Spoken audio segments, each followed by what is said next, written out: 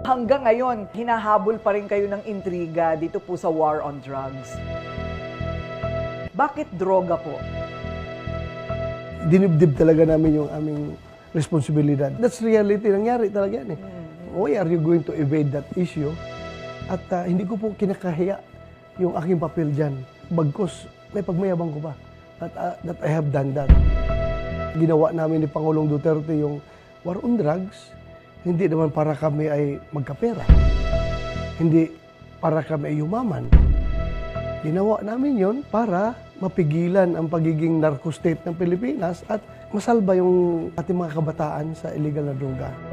Doon sa sinasabing, illegal ang mga nangyari na pag-aaresto, pagpatay. Ano po ang sagot ninyo doon? Kung mayroong pagkakamali na nagawa yung ating kapulisan, i-address natin yan, kasuhan natin. Kung may pagkakamali, ako mismo hindi ko itutolerate yung abuso dahil kaya nga tayo nagpulis to serve and protect.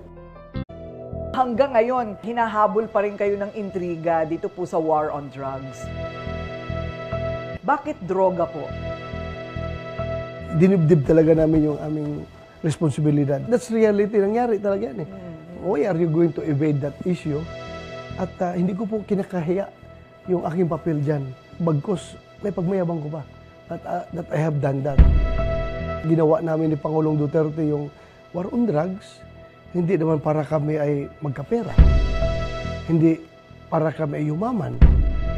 Ginawa namin yon para mapigilan ang pagiging narco-state ng Pilipinas at masalba yung ating mga kabataan sa illegal na droga.